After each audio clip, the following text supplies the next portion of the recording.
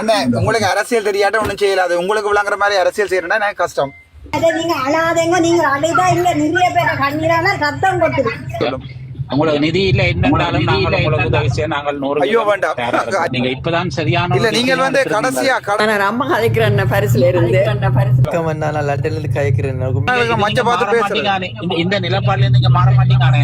உறவுகள் அனைவருக்குமே வணக்கம். வைத்தியர் ராமநாதன் லட்சம் தொடர்பான தகவல் வந்து இன்றைக்கு என்னென்னு பார்த்தீங்கன்னா, இன்றைய தினம் வந்து தமிழ் மக்கள் வந்து தமிழ் பொது வேட்பாளரான அரியேந்திரன் அவர்களுக்கு தான் பார்த்தீங்கன்னா ஆதரவு தெரிவிக்கணும் என்ற மாதிரி வைத்தியர் வந்து தன்னுடைய நேரலையில் தெரிவித்திருந்தவர். அந்த காணொலி கூட என்னுடைய இந்த தளத்தில் பதிவிட்டிருக்கேன்.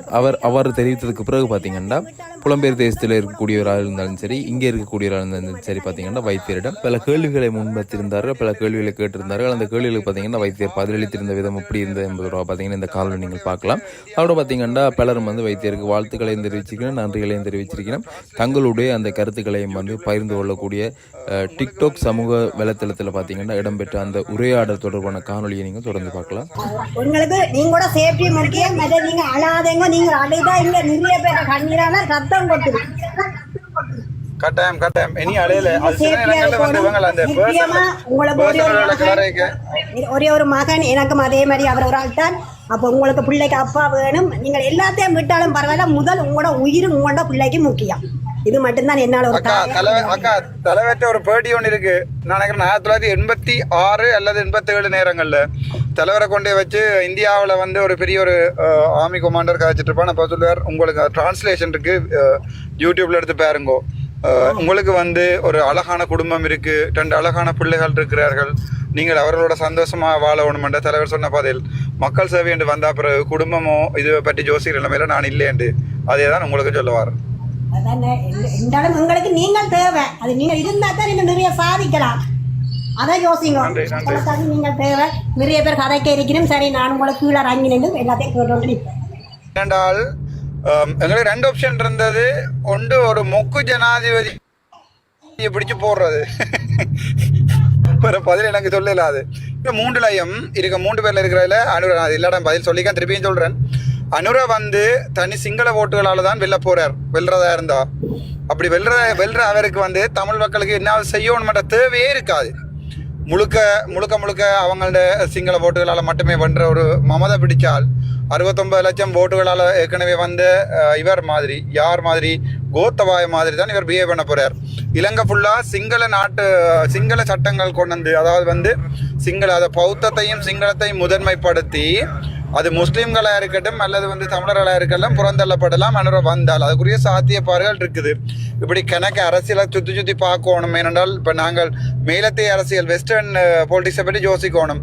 அப்போ அவங்க விரும்ப மாட்டாங்க. யார் அமெரிக்காவோ இந்தியாவோ அல்லது ஒருத்தரும் விரும்ப போகிறதில்லை அனுர வாரதுக்கு. சேம் டைம் இவை யார் எங்கள்ட சைனா தாய்வான் அந்த பக்கம் வந்து அனுர வாரது விரும்ப போகுது. தாய்வான் சைனாலும் கொழுவலண்டாலும் விரும்புவினம். அப்போ அனுர வந்தால் எங்களுக்கு சிக்கல் இருக்குன்றது உங்களுக்கு விளங்கி கொள்ளணும். ஏற்கனவே எங்களுடைய தமிழினம் முட்டாக அழிஞ்சிடுது. நீங்கள் வெளிநாடுகளுடைய உங்களுக்கு தெரியாது, இங்கே முழுக்க அழிஞ்சிட்டு சிறையிலையும் அங்கேயும் இங்கேயும் குடு கடத்துறதும் அப்படியே போகுது. ஸோ அனுரைஸ் அவுட். அதுக்கு அடுத்து ரணில் ஏற்கனவே உங்கள் தமிழ் கூட்டமைப்பை உடைச்சி வச்சு பிளந்து வச்சிருக்கிறான். சாணகியனுக்கு 60 கோடியை கொடுத்து. அப்போ இனி ரணில் வந்தால் திருப்பி அவங்கள இனமே இல்லாமல் போயிடும்.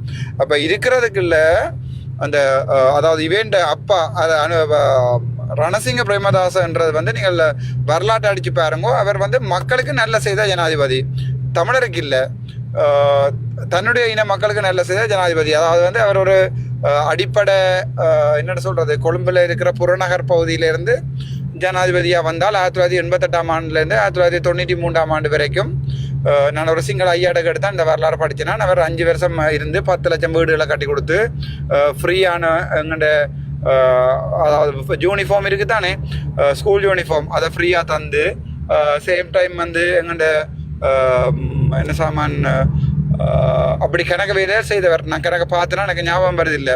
அப்போ இவரும் வந்து ஓரளவு கதைக்கக்கூடிய ஜனாதிபதியாக இருப்பார்.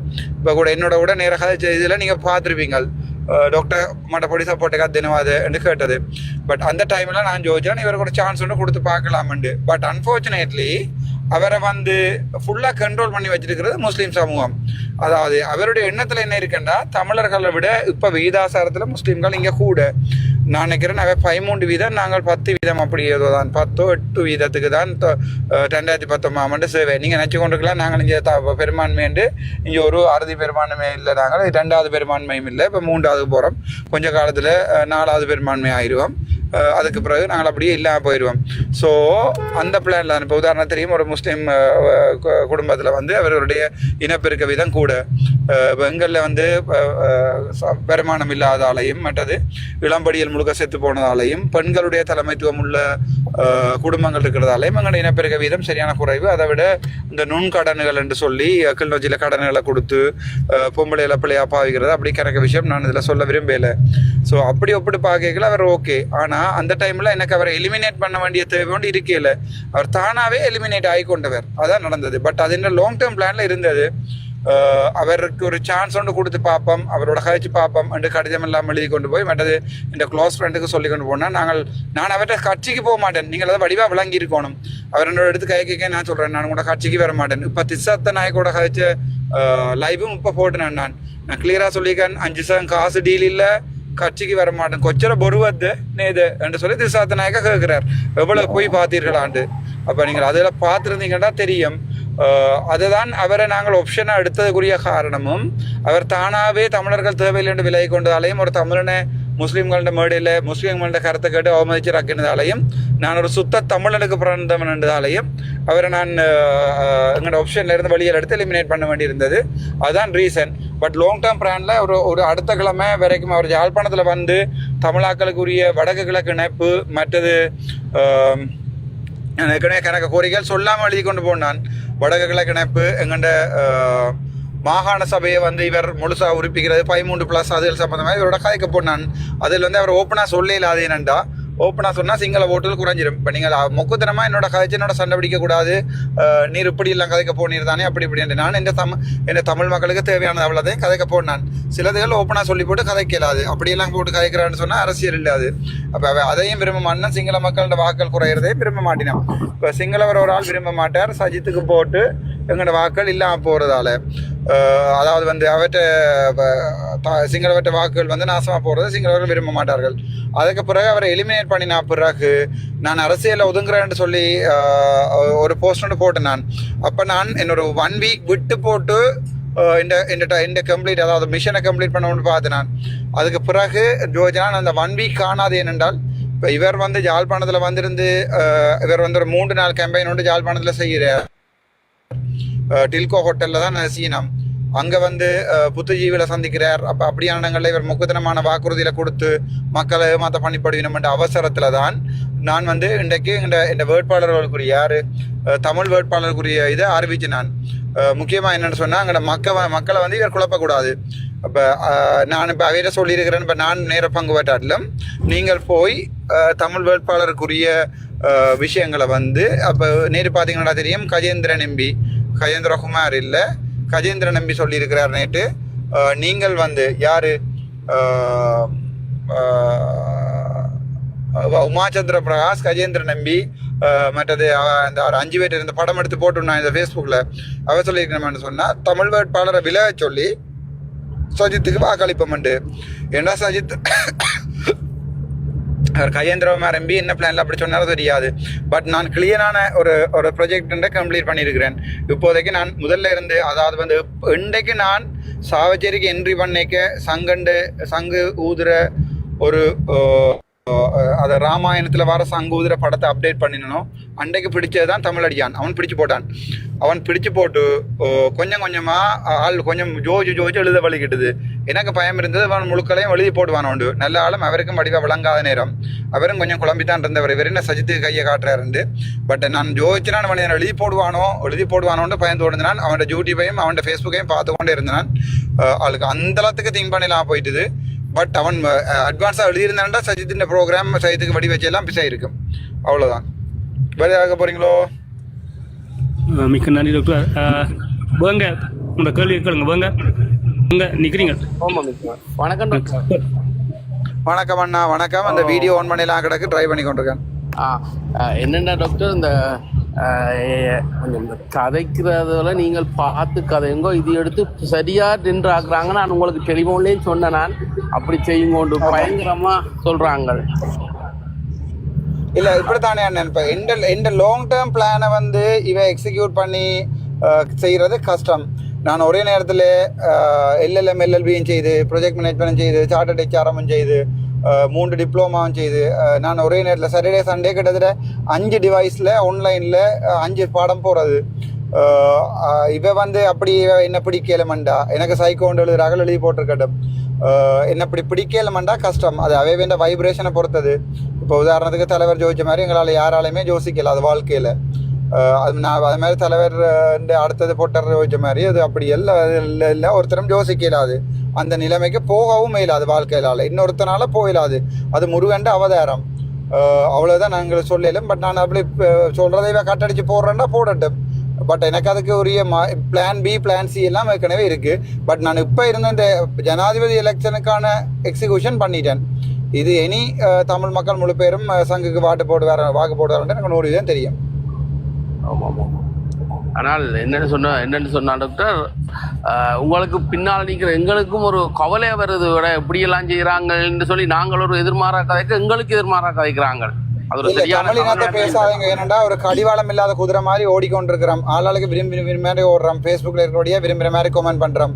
ஒரு காலத்தில் கட்டுக்கோப்பாக வாழ்ந்த இனம் என்ன, அப்போ எங்கள்ட இனத்தை பேசாதேங்க. 1-2 பேர் வந்து இப்போ 2000 ஆண்டுக்கு அப்புறம் அந்த ஜென்ரேஷன் Z என்று சொல்கிறது, ஜென்ரேஷன் C மற்றது ஜென்ரேஷன் மிலேனியம் என்று சொல்கிறது. இப்போ அவனுக்கு எங்களுடைய போராட்ட வரலாறோ இதில் ஒன்றுமே தெரியாது. கூடு அடிக்கிறதும் அதே மாதிரி தான் தெரியும், சின்ன படியல்.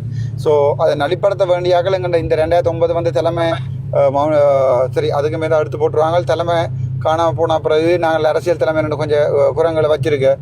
இந்த குரங்கள் வந்து ஒன்றுமே செய்யாமல் எனக்கு அது சொல்ல தெரியலை. இதில் ஏதாவது செய்திருந்து ஒரு ஆள் வழிகாட்டி இருந்தால், இந்த இதுகளே பார் லைசன்ஸ் வச்சுக்கொண்டு, இதுகளே பெட்ரோல் செட் லைசன்ஸ் வச்சுக்கொண்டு, இதுகளே குடுகள் கடத்தைக்கு என்ன செய்கிறது?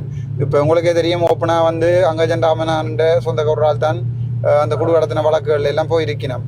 அப்போ அதுகளுக்கு நாங்கள் ஓட் போட்டு கொண்டு தான் இருக்கிறோம், அண்ணாண்டு ஓட் பண்ணி கொண்டு இருக்கிறோம். அப்படி இன்னும் சொல்ல தெரியலைன்னா என்னால் மனசுக்கு எதிர்பார்த்ததை சொல்லியிருக்கிறேன். மக்கள்கிட்ட தீர்மானிப்புக்கு விடுவோம். Okay okay. வணக்கம் ருட்ரா, பேசுங்க. ஹாய் அர்ச்சனா அண்ணா. ஹாய் வணக்கம். வணக்கம் அண்ணா, நான் லண்டன்லேருந்து கயக்கிறேன். உண்மையில் நான் உங்களுக்கு தேங்க்யூ சொல்கிறக்காக எனக்கு ஒரு மேலே ஏற்றுக்கொண்டு நன்றி. ரொம்ப ரொம்ப நன்றி அண்ணா. நான் பிறந்த ஆஸ்பத்திரி அண்ணா அது. ரொம்ப ரொம்ப நன்றி அண்ணா. நான் எல்லாமே லைவ்ல காட்டுவேன். இல்ல எனக்கு அந்த கவலை ஹாஸ்பிட்டல் வந்து கையை விட்டுட்டு போயிட்டு, பட் அதை அமைச்சரை மேமாத்தி எல்லாரும் மேமாத்தி இதுதானே இப்போ வாழ்க்கை. இல்லாட்டி நான் அதுக்கு வெளியில இருந்தோண்டு ஃப்ரீயா பார்ப்பேன். SLMC பறிக்கலாம் தேவையால பார்ப்போம். இல்ல ரொம்ப நன்றி அண்ணா. நீங்க செய்யற இதுகளுக்கு எங்கட பிள்ளைகள் இறங்கி நின்று உங்களோட போற டைம்ல எங்கட கொடியாத்து பிள்ளைகள் சாச்சரி பிள்ளை இறங்கி நின்றுவே. அப்ப எனக்கு அம்மா தான் எல்லாம் லைவா காட்டினது உங்களோட இதுலாம். எனக்கு அப்பதான் தெரிய வந்து இப்படி பிரச்சனை போகுதுன்னு சொல்லி. அதுக்கு நான் நன்றி சொல்றதுக்காக மேல வந்தேன். மேல வன்னி மந்திரன்னா ரொம்ப ரொம்ப நன்றி வன்னி மந்திரன். எனக்கு இந்த கதைக்கிறதுக்கான சந்தர்ப்பம் நன்றி அண்ணா. வணக்கம் அனே சூப்பர் மார்க்கெட், பேசுங்க. வணக்கம் டாக்டர். வணக்கம் அண்ணன். வணக்கம் அண்ணாவோ தம்பியோ தெரியல. வணக்கம். தம்பிதான். இது நீங்கள் சஜித்தோட காரணத்தை போய் கதைச்சிருக்கலாம் தானே எல்லாரும். சஜித்தோட உங்களை கார்க போய் சொல்லி அது அப்படியான தமிழர் நான் இல்லை. எனக்கு அம்மா அப்பா அப்படி பழக்கல.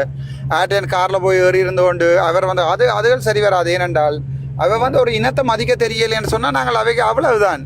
இப்போ நாங்கள் அப்படி பிச்சை எடுக்கிற தமிழ் இல்லைமோ. நாங்கள் ஜோதிச்சு பாருங்க, ஒரு காலத்தில் உலகத்தை ஆட்டி கொண்டு வந்து 3 படையலையும் வச்சுருந்த தமிழினத்தில் போயிருந்து கொண்டு அவன் காரில் ஏறி இருந்தோண்டு அவரோட டீல் வைக்கிறதுக்கா நேவ அது இன்றைக்கும் இடையே ரங்க சொல்லிச்சுனமோ அன்றைக்கு அவ்வளவுதான். திருப்பவும் சொன்னான் அவருக்கு, தம்பி ரங்கி போகிறேன், வடக்கு கிழக்கில் ஒரு ஓட்டும் வராது, இனி உங்கள்கிட்ட விருப்பம் உண்டு. அவர்கிட்ட செக்யூரிட்டிகிட்ட சொல்லிவிட்டான்.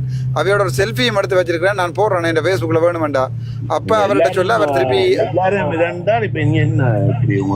இப்போ இதான் இருக்குது எங்களுக்கு. அதுகள பிரச்சனை இல்லையாண்ணே. ஒருத்தனை இல்லாட்டி நாளைக்கு சேவு வேற என்ன சொல்லியிருக்கார், நான் விழுந்தா என்னுடைய துவக்கை எடுத்து என்னுடைய தோழன் வந்து இப்போ பாவிப்பான், அதில் வந்து துப்பாக்கிகள் சரி முன்னோக்க பாவமுண்டு. இப்போ நினைக்கிறீங்களே மெடிக்கல் ஃபேக்கல்ட்டியில் ஒருத்தன் நான் இருந்தால் நான் செத்தா பிறகு அவன் அடுத்த நாள் வந்து முளைக்க மாட்டானுண்டு. எத்தனை மெடிக்கல் ஃபேக்கல்ட்டி படியில் அடிச்சு கொண்டு தெரியுமா அண்ணா? இப்போ தானே மெடிசின் படிக்கிறேன் அர்த்தம் விளங்குதுண்டு. இப்போ தானே ஒரு டாக்டராக வரணும்னு ஆசைப்படுறோம்ண்டு. உண்மையில நீங்க அந்த இவரோட போனா பிறகு கொஞ்சம் நிம்மதியா இருந்தது உங்களை நினைச்சு என்னன்னா நீங்க ஓடிக்கொண்டிருக்கிறபடியா உங்களுக்கு ஒரு ஏதோ ஒரு நாட்டுல பிரதான ஜனாதிபதி நடக்கட்டும் என்ன உதவிக்கு எல்லாம் பயமண்டா எங்கட படியெல்லாம் இப்ப அந்த நேரம் சும்மா வெளுத்து இருப்பாங்க எல்லா பக்கத்துல லோட் பண்ணி போட்டு சும்மா இருங்கண்ணே இல்ல இப்ப நடக்கட்டும் இதுக்கு பயந்து அதை காண போறோம்.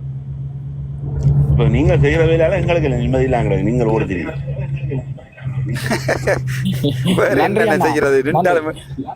ஓகே நன்றி. ஓகே நன்றி என்ன. வணக்கம் ஜூசர், பேசுங்க ஜூசர். ஹலோ ஹலோ வணக்கம். நான் ஒரு அம்மா கதைக்கிறேன் பரிசுல இருந்து. ஓ வணக்கம் அம்மா சொல்லுங்க. உங்களை என் பிள்ளையா நினைக்கிறேன். எதுக்கு மாமதானமா கவனமா இருக்கணும்ட்டு நான் கடவுளை வேண்டிக் கொள்றேன் ஐயா. நன்றி அம்மா நன்றி. Thank you so much. அன்ற வலை பக்கத்தாவது இருப்போம். ஓகே நன்றி தேங்க்யூ. ஓகே நன்றி அம்மா. வணக்கம் எஸ்ஏ மீடியா, பேசுங்க. அர்ச்சனா வணக்கம். வணக்கம் அப்பு வணக்கம். தாவஜேரியிலேருந்து லண்டன் வந்து கதைக்கிறோம் உங்களோட. வணக்கம் சொல்லுங்க அண்ணன். ஏதாவது டவுட் கேட்க விரும்புறீங்களா? சத்திட்டீங்க, உங்களுக்கு ஒரு வாழ்த்து சொல்லணும், அதுக்காக தான் வந்தேன். நன்றி தேங்க்யூ ஸோ மச். இப்போ ஃபேஸ்புக்கில் எல்லாம் பார்க்குறேன், நான் தொடர்ந்து ஷேர் பண்ணி கொண்டிருக்கிறேன் இந்த ஃபேஸ்புக்கில். நன்றி. உங்களுடைய ஆட்டம் உச்சத்துக்கு போகணும் டாக்டர், அதான் வாழ்த்துக்கூடியது. நான் இல்லை என்னால் முடிஞ்சதை செய்திருக்கிறேன். அது நான் லாங் டேர்மாக பண்ணின பிளான் ஸ்லோவாக எக்ஸிக்யூட் பண்ணி கொண்டு வந்து கடைசியில் ஒரு அப்ரப்ஷனாக போயிட்டுது. கடைசியில் கொஞ்சம் குயிக்காக முடிஞ்சுது. நான் கொஞ்சம் டிலே பண்ணுவோம்னு பார்த்தேன். நான் அது இடைக்கில சுமந்திரண்ட கூட்டம் வந்து குழப்பிட்டோம். வணக்கம் அண்ணன் வணக்கம். சொல்லுங்க என்ன வேணும் கேட்கலாம். உங்களுக்கு எங்களுடைய வாழ்த்துக்களும் ஆதரவும் இப்ப இருக்கு முண்டையில இருந்தா நான் உங்களை லைவ்ல நின்று நாங்க விமர்சிச்சு வெளியில என்ன எனக்கு சரியான கவலையா இருந்தது. நீங்க இப்பதான் சரியான இல்ல நீங்கள் வந்து கடைசியா அண்ணன் கடைசி ஸ்கோர் எல்லோ பாக்கணும் மஞ்ச பார்த்து பேசுறேன். இந்த நிலப்பாடுல நீங்க மாற மாட்டீங்க. அது நீங்கள் யாரோட கதைக்கலாம்டா? பிரான்ஸ்ல இருந்த ஒரு ஆள் கதைச்சவர் இப்பண்டா 2024 ஆண்டு 7ஆம் மாதம் நினைக்கிறேன் டேட்டோட சொல்கிறேன் 19-18-17 ஒருத்தர் கதைச்சவர் ஒரு அன்னை ஒரு ஆள். அவர் எனக்கு 50,000 ரூபா காசும் போட்டிருந்தவர். அப்போ நான் அதை வேண்டினான். அந்த நேரம் காசு இருக்கையில் வேண்டினான். உண்மையை சொல்லணும், பெட்ரோல் அடிக்காதுக்கு காசு இல்லை. அப்போ வேண்டினான் அதை அப்படியே பேங்க்கில் போட்டபடியே கிடக்கு. நான் நம்ம எடுக்கையில் வேண்டினான் மீன்ஸ் அவர் அக்கௌண்ட் போட்டிருந்தவர். அப்போ அவருக்கு நான் சொன்னேன்னா நான் இப்போ 2 பிரச்சனை ஒன்று இருக்குது, பட் நான் லாங் டேர்ம் பிளான் ஒன்று வச்சிருக்கிறேன், கொஞ்சம் காலம் செல்லும் பேசாமல் இருங்கோண்டு. அவள் எல்லாரும் என்ன கேட்டவ பொது வேட்பாளராக நிற்க சொல்லி நான் அதுக்கு மாட்டேன்ட்டேன். என்னென்னு சொன்னால் எனக்கு கவர்மெண்ட்ல இருந்து விலத்தோணும், 2வது ஒரு விசா பரீட்சை. பட் எனக்கு ஃபர்ஸ்ட் அரசியலுக்கு வரைக்கும் யோசிக்க வேணும். யோசிக்காமல் ஆக்கள் பிளான் பண்ணி தரதுக்கு நான் தலையை கொடுக்கலாது. நான் யாரையுமே சொல்கிறத கேட்குறேன், எல்லாரும் சொல்கிறதையும் கேட்குறேன். நான் தான் முடிவெடுக்கிறேன். பட் அந்த டைமில் நீங்கள் நான் இதுகளை நீங்கள் யோசிக்கலை. கனவேர் நினைக்கிட்ட ஒரு 200 பேருக்கு மேலே பிளாக் பண்ணியிருப்பேன். இந்த பொது வேட்பாளருக்கு சார்பாக கதைச்சு தூசண தலை பேசினாக்கள், கத்தினாக்கள், குளறினாக்கள், கொள்ளுவேன்டாக்கள் எல்லாரையும் பிளாக் பண்ணியிருக்கிறேன். ஆறுதலாக எடுத்து வரணும்டா. எனக்கு இப்போ தெரியாது. ஒன்றுக்கும் யோசிக்காதீங்க. இந்த நிலப்பாடுல நீங்க உறுதியான இல்லைங்க 100% அசையாம. இல்லை அது நான் சொல்லியாச்சு தானே. இது வந்து நான் ஏற்கனவே பண்ணின பிளான், 1.5 மாத பிளான்.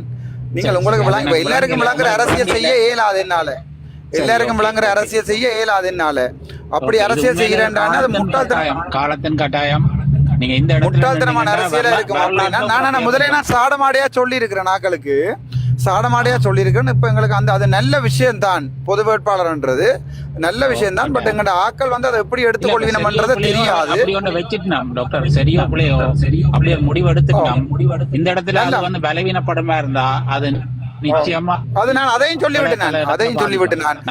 இப்படி ஒரு உண்மைதான். இப்படி ஒரு பொது வேட்பாளரை கொண்டு வந்து அதுக்கு ஒரு 20% வாக்கு வந்துட்டேன்டா. அதை மாதிரி எங்கள்ட இனம் தோக்கடிக்கப்படுறது வேற ஒன்றுமே இல்லைன்னு கிளியரா சொல்லிவிட்டு நான். பட் அது நான் லாங் டேர்ம் பிளான்ல பின்ன என்ன அப்படின்டா அவங்க நாளைக்கு சிரிப்பானவர்கள் தமிழனுக்கு பொது வேட்பாளருக்கு ஓட்டு இல்லையாண்டு.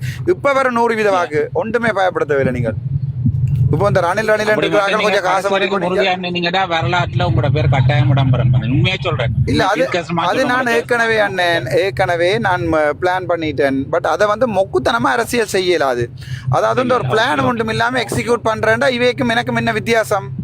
அப்ப நானும் உங்களுக்கு அப்படி மெட்டாக்கள் கோவிக்காதேங்கோ. இப்போ நானும் ஒரு ஏதாவது ஒரு என்னென்னு சொல்கிறது அப்படி சொன்ன பேருந்து நீங்கள் அப்போ நாங்கள் படிக்கையில் தானே சொல்லுவீங்கன்னு ஒரு விஷயத்தை வந்து கொஞ்சம் யோசிச்சு ஆழமாக யோசிச்சு செய்யணும். இப்போ எதிரிகள் இருக்கிறான்டா அவனை எக்ஸிக்யூட் பண்ணுறதுக்கு ஒரு வழி ஒன்றை பார்க்கணும், எங்களுக்கு வார பிரச்சனைகளை யோசிக்கணும், இதால் இப்படி ஓட் பண்ணுறதால தமிழாக்களுக்கு என்ன லாபம் பெற மட்டும் யோசிக்கணும், அப்படி கணக்கு யோசிக்கணும். எல்லாத்தையும் படித்து எனக்கு எல்எல்பியும் படித்து மெடிசனும் படித்து எனக்குன்னு அரசியல் செய்கிற பெரிய கஷ்டம்ட்டு நான் நினைக்கல. பாப்போம் காலம்பது சொல்லும். உங்களுக்கு நிதி இல்ல என்னன்னாலும் உங்களுக்கு உதவி செய்ய நாங்கள் 100. ஐயோ வேண்டாம், ஐயோ வேண்டாம், ஐயோ வேண்டாம். ஓகே, சந்தோஷமா இருக்கு அது கேட்டு நீங்க அப்படி உங்களோட நிலப்பாட்டை அறிவிச்சது. இல்ல நிலப்பாட்டை அறிவிச்சது இல்லை, அது நான் முதல்ல சொல்லி போட்டேன் கணவருக்கு.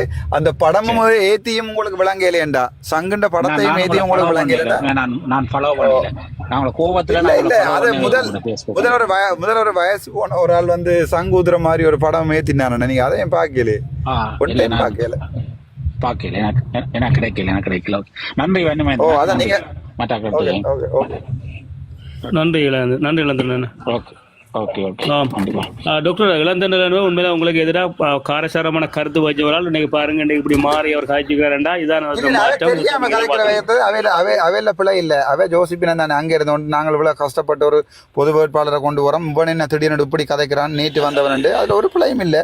பட் அது கதை கேட்க ஜோசிக்கணும் வேண்டிய. அப்ப நான் எங்க இருந்து பிறந்து வந்தேன், நான் அதில் ஜோசிக்கணும். சும்மா கோம இருந்த கண்டிப்பா அதையும் கேட்கிறேன். பரவாயில்ல, நான் அதை மறந்து போயிட்டேன். இப்போவா சொல்லுங்க. வணக்கம் அருண் பேசுங்க. அருண் மீட் எடுத்துட்டு பேசுங்க ப்ளீஸ். வணக்கம் டாக்டர். வணக்கம். உங்கள்கிட்ட ஒரு 3 கேள்வி கட்டேன். ஒன்று, இப்போ நீங்கள் கதைக்கிற விதம் சந்தோஷப்பட்டதை பார்த்தா இப்போ அரியநேந்திரனுக்கு எங்கள் தமிழ்நாட்டில் 100% ஓட் போட்டா அவரே 12,000 மாதிரி ஒரு ஃபீலிங்கில் கதைக்கிறீங்களே, 8% தான் எங்களோட ஓட்டுன்னு நீங்கள் சொன்னீங்க. அவரே பிரசிடென்ட் ஆயிடுவார்ன்ற மாதிரி இல்லை, நீங்கள் வெண்டுட்டமெண்ட் இல்லை நீங்கள் சொல்கிற மாதிரி இருக்கு. என்ன திடீர்னு குழப்பறியல்? ஆனா அவர் அப்படி சொல்லல டாக்டர். பவரை காட்டலாம், எல்லா இடத்துலயும் காட்டலாம்னு சொல்லி தான் டாக்டர் சொல்லி இருக்கிறேன். அது வந்து இன்னும் எலெக்ஷன் முடிய இல்ல. இப்ப அதே நேரம் ஆனா எலெக்ஷன் முடியல. இப்ப என்ன கேட்கணும் நினைச்சு வாங்க. முதல்ல கேள்வி கேட்கல. இப்ப என்ன நடக்குது? நான் கேள்வி கேட்டு முடிக்கலையே. ஒரு நிமிஷம் உங்களோட கேள்வி இருக்கட்டும். இப்ப நீங்க எலெக்ஷன் நடக்கலன்னு சொல்றீங்க, முன்னுக்கு கதைக்காதீங்க. டாக்டர் இருந்தா உங்களை கேள்வி வந்து நேரடியாக கேளுங்க. மற்ற இதே டாக்டர் சொன்னவர் நான் முதல்ல ஃபாலோ பண்ணிக்க சஜித்தை பார்க்க போயிருக்க உண்மையான மனசோட போனான் 50-50 காண்டோட போனாங்க. அப்ப அரியநேந்திரன் எங்க போயிருக்காரு சஜித். உங்களுக்கு அரசியல் தெரியாட்ட ஒன்றும் செய்யலாது. உங்களுக்கு விளங்குற மாதிரி அரசியல் செய்யறேன்னா எனக்கு கஷ்டம். அது வேணுமென்றால் வேறு யாராவது செய்யணும். எந்த அரசியலை விளங்குறதுக்கு உங்களுக்கு காலம் செல்லும்.